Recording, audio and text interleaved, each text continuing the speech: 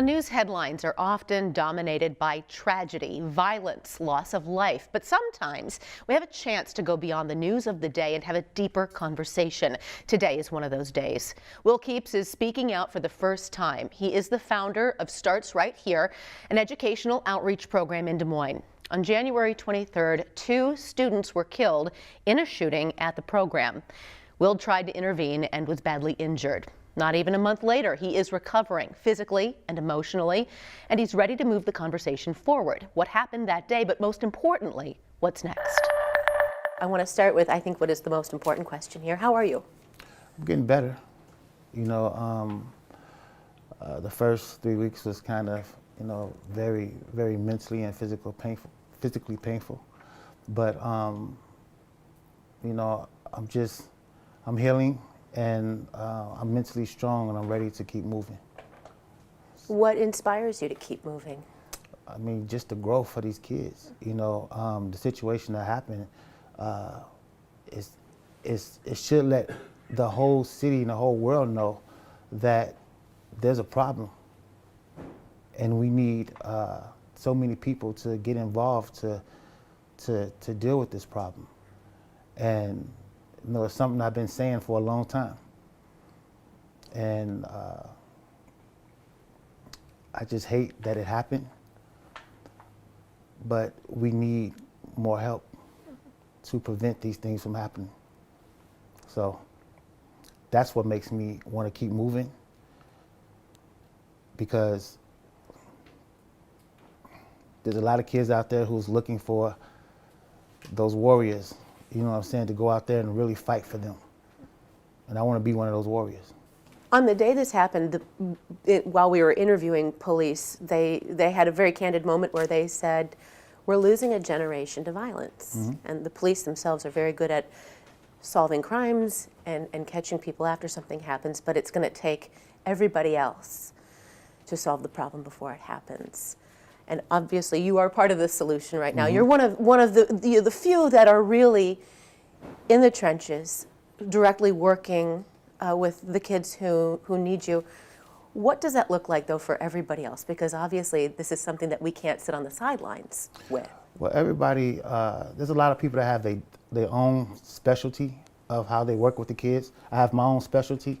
I think if we do come together and find the right, organizations, the right nonprofit, the right people, to do this type of work. I think that if we get past all the politics and get past the race, we can actually, make a difference. I always tell people, I'm not going to let a disagreement stop progress.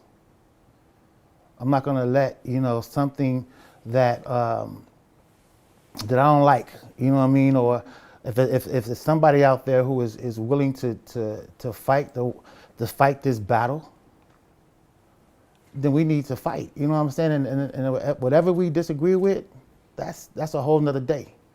But these kids need us to say, I'm done with politics. I'm done with the race battle. We need you. When kids walk outside, they don't be like, who's the governor today? Who's the senator today? Some of these kids walk outside and be like, how am I going to eat today? Am I going to survive today? I got to go to school today. I got to learn today. Am I going to be safe today? And we constantly keep worrying about other things that is not, it's slowing us up. The kids who come here, the young adults who come here, they've made a choice, right, in their mm-hmm. life. They're here because they want a better life, right? What can you tell us about them? These kids are they're very ambitious. There's a lot of kids who, like I had a kid who wanted to be get into agriculture. Mm-hmm. Now this kid was, in the street life. I had no idea he was about food. You know what I'm saying? How to grow food, how to eat right. And he wanted to get into that. And so I brought Nagy here one day, and had a talk with him. And he was like, did you just make that happen? And I said, yes, I did. Building relationships, you know, and building friendships, and bringing people together. I mean, we can do a lot of things for these youth. These youth think that, some of these youth think they can't go to college. I ain't got no money to go to college. That's what they say. But when they come here, we have resources where people are saying, we'll help with your college.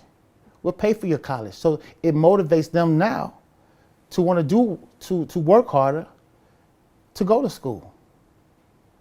I mean, we have our ups and downs, which every place does. And we have kids who sometimes just don't get it. They come in here and they want to move the way they want to move. But we're teaching them that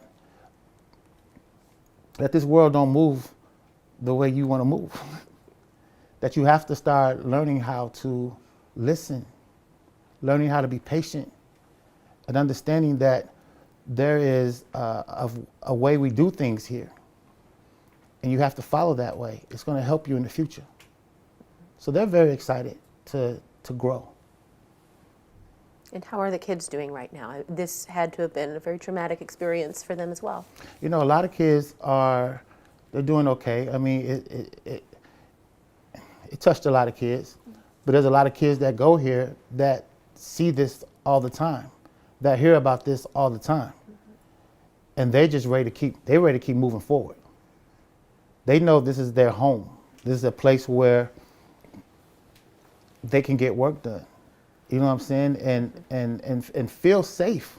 And I'm gonna say that word, feel safe. What happened was a tragic situation. It shouldn't have happened. These kids feel like this is their home. And I want to keep that going. What would you like people to remember and to know about Gianni and Rashad? I'll tell you something. When they first got here, people were saying they wasn't going to school. But when they got here, they was coming to school almost every day. They was getting their work done. Gianni wanted to cut hair. His father cuts hair. He's very good. He's one of the best out here. And I had a cousin who wanted me to talk to the kids about working at the railroad called Unity Pacific. Let me start over. Yeah. I had a cousin who wanted the kids to see if they want to work at the railroad called Unity Pacific. And that's paying some good money. And I told Gianni how much that they was paying. And he was like, you know what? I want to probably try to work there, you know what I'm saying, after I graduate. Mm-hmm. So he wanted to live and he wanted to move forward. Mm-hmm. You know, that's why it's so important for us to do what we're doing. Just like with Preston. Preston was graduating that Thursday. He had one test to take. He was graduating that Thursday. You see what I'm saying? These kids was here actually improving, doing better. And the street life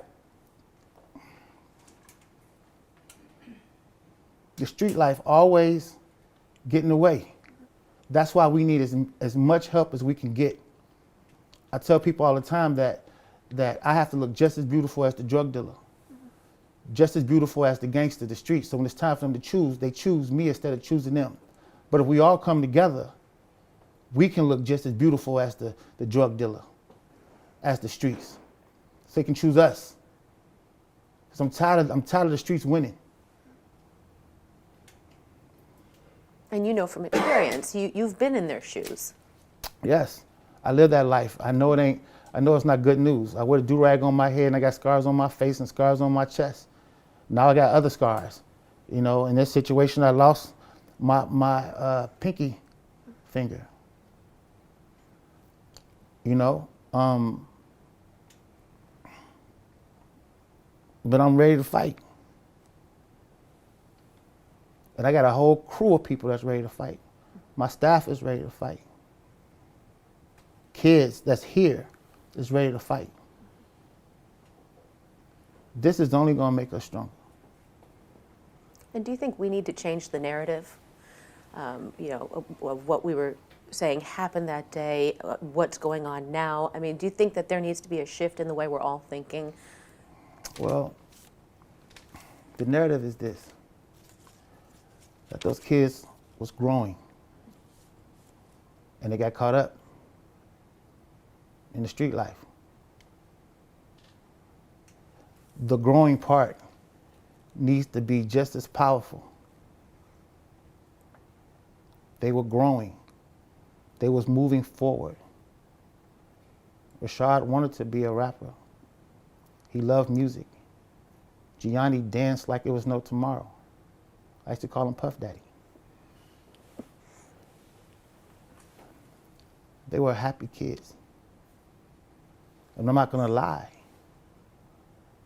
the street life is the problem. And we need to all get together so we can look just as better as them. How do people help you do that? I mean, of course, you know what I'm saying, when it comes down to donating, we need funds to grow. Starts right here. This building is just the beginning. We need Starts right here has so many different ideas to help the youth when it comes down to elementary, middle school, and high school. In order for that to happen, we need people to say, we're gonna make sure you're good every year, Will, when it comes down to funding. And I hate asking for money. I really do. But we need it to actually grow. This is just the beginning.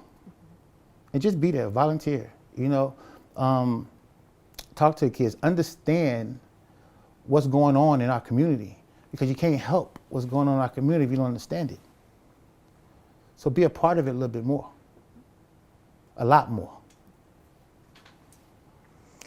And this may be a tough question, but what do you remember from that day?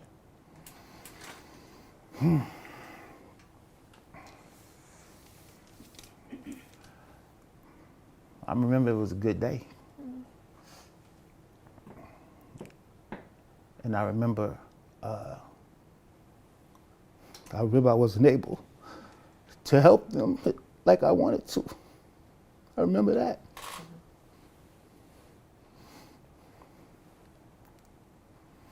Come on. It's okay. Take a break.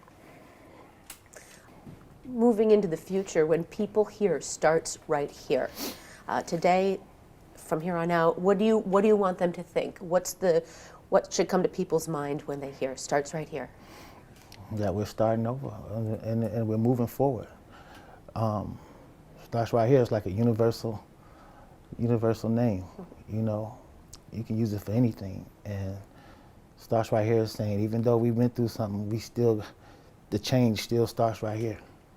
The love still starts right here. The growth still starts right here. And that's what I want people to understand, to see when they see that name and they see our students graduate. We have 31 graduates right now. And these are kids that would have been dropped out of school. So the program is working. It's working. And there's kids that still want to be here and still want to come. Do you think most kids want this path? They want to succeed in life? Yes, a lot of kids want something different. You know what I mean? They want. See, what starts right here. We take some of the lost kids and we show them. We give them more attention. You know what I'm saying? Sometimes we give them too much attention. Because we want to be able to guide them in the right way. But we're not their parents, but we want to love them like we are, and they feel that. So we want to keep building places like this, so they can actually feel that extra love.